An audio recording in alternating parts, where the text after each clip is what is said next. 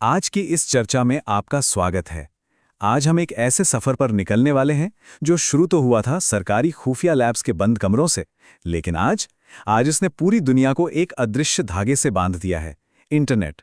हम सभी इसका इस्तेमाल करते हैं, राइट? लेकिन इसका ये अद्भुत और उलझा हुआ इतिहास समझना आज के इस डिजिटल युग में सच में बहुत जरूरी है। तो चलिए बिना किसी देरी के शुरू करते हैं। जरा सोचिए, अगर आज अचानक से हमारी ये डिजिटल दुनिया गायब हो जाए तो क्या होगा। एक पल के लिए 1960s के दशक में चलते हैं, तो अब एक छोटी सी चिट्ठी के लिए भी हफ्तों इंतजार करना पड़ता था। और आज की सच्चाई क्या है? आज हमारे पास स्मार्टफोन्स हैं, व्हाट्सएप है, पलक झपकते ही कुछ भी सर्च कर सकते हैं। ये जो इतना बड़ा अंतर है ना, ये कोई रातों रात नहीं आया है। और इसीलिए ये जानना दिलचस्प है कि आखिर ये सब शुरू कैसे हुआ। ओके, तो एक नज़र डालते हैं हमारे आज के रोड मैप पर। हम 1960 के दशक में आर्पानेट की नींव से शुरुआत करेंगे। फिर देखेंगे 1969 का वो ऐतिहासिक पल जब पहला डिजिटल मैसेज भेजा गया।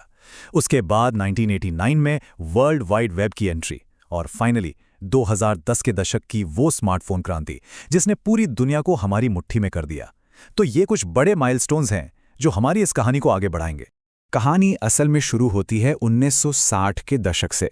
ये वो टाइम था जब दुनिया में भयंकर कोल्ड वॉर यानी शीत युद्ध चल रहा था। पूरी दुनिया साफ तौर पर दो गुटों में बटी हुई थी, अमेरिका और सोवियत संघ। अब देखिए, ये सिर्फ हथियारों की रेस नहीं थी। उस तनाव भरे माहौल में एक ऐसी टेक्नोलॉजी की सख्त ज़रूरत महसूस की जा रही थी जो किसी भी हमले की स्थिति में संचार यानी कम्युनिकेशन को टूटने से बचा सके। अब इसे ऐसे समझिए, इतिहास गवाह है कि किसी भी बड़े कदम के पीछे एक बहुत बड़ा मोटिव होता है। जैसे बाबर को भारत आने के लिए एक मजबूत रणनीतिक कारण चाहिए था, बिल्कुल वैसे ही अमेरिकी सेना को उस वक्त एक डिसेंट्रलाइज्ड नेटवर्क की सख्त जरूरत थी। मतलब एक ऐसा नेटवर्क जो किसी एक कंप्यूटर या सर्वर पर निर्भर ना हो, ताकि अगर कल को कोई परमाणु हमला हो भी जाए और एक कंप्यूटर नष्ट हो जाए, तब भी बाकी नेटवर्क काम करता रहे और उनका कीमती डेटा सुरक्षित रहे। और बस इसी डर और इसी जरूरत के चलते 1960 के दशक में जन्म हुआ आर्पानेट का। ये कोई नॉर्मल साइंटिफिक एक्सपेरिमेंट नहीं था, ये एक मिलिट्री डिफेंस प्रोजेक्ट था जिसका सीधा सा मकसद था कम्युनिकेशन हर हाल में चालू रहना चाहिए। ये किसी भी तरह के टोटल सिस्टम फेलियर से बचने का एक फुल प्रूफ प्लान था। अब आते हैं इतिहास के उस एक बेहद खास दिन पर।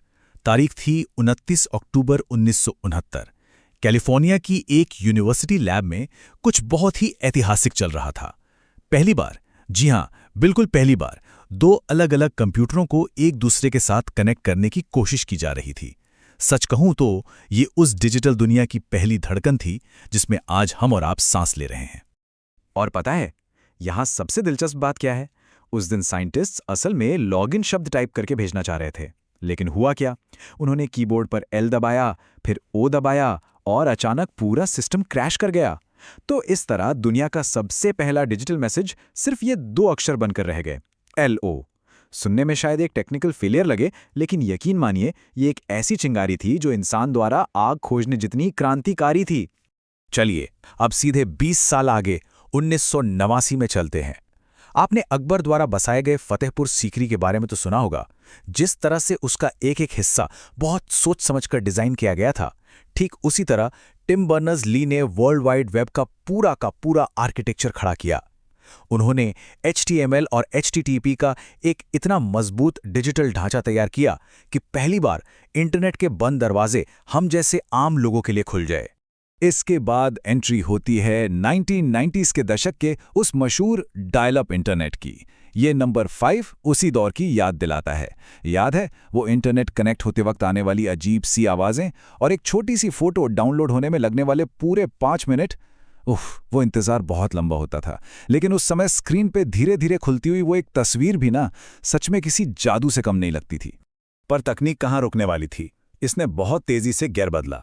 इतिहास में जब मुगलों ने युद्ध में भारी तोपों का इस्तेमाल शुरू किया तो लड़ाई का पूरा तरीका ही बदल गया था, राइट? बिल्कुल वैसे ही इंटरनेट की दुनिया में ब्रॉडबैंड और फाइबर ऑप्टिक्स ने स्पीड के मामले में एक बड़ा धमाका किया। वो 5 मिनट वाला डायल अप कनेक्शन अब गुजरे जमाने की बात हो गया था और तेज रफ्तार डेटा ने एक बिल्कुल नई दुनिया की नींव रखती थी। और इस नई रफ्तार ने चीज़ों को किस तरह बदला, वो देखना बहुत दिलचस्प है। पहले 2000 के दशक में सोशल मीडिया का बूम आया, जिसने रातों रात दुनिया भर के लोगों को आपस में जोड़ दिया। और उसके बाद 2010 के दशक की स्मार्टफोन क्रांति, जिसने इंटरनेट को उठाकर सीधा हमारी जेब में रख दिया। जो इंटरनेट कभी सिर्फ बड़ी बड़ी लैब्स में मिलता था, वो अब हमारी रोजमर्रा की सबसे बड़ी जरूरत बन चुका था। और आज हम 5G के जमाने में जी रहे हैं। ये नंबर 7 आज की इस अकल्पनीय स्पीड को बहुत अच्छे से दर्शाता है। मतलब आज इंटरनेट की रफ्तार इतनी तेज है कि डेटा सिर्फ एक पलक झपकते ही 7 फुटबॉल स्टेडियम जितनी लंबी दूरी तय कर लेता है। ये स्पीड अब सिर्फ मैसेज भेजने तक सीमित नहीं है, ये हमारे काम करने, सोचने और दुनिया को देखने के नजरिए को एक अभूतपूर्व रफ्तार दे रही है। अगर हम आज की बात करें तो हम सिर्फ एक नेटवर्क को नहीं देख रहे हैं, हम एक बिल्कुल नए एवोल्यूशन यानी विकास के गवाह बन रहे हैं।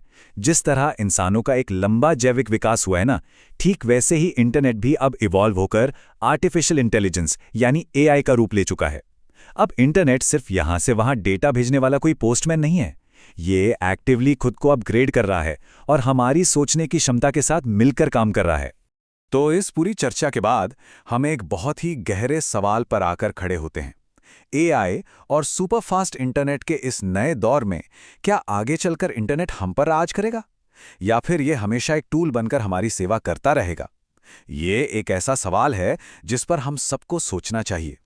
इस सफर का अगला चैप्टर क्या होगा, ये तो आने वाला वक्त ही बताएगा।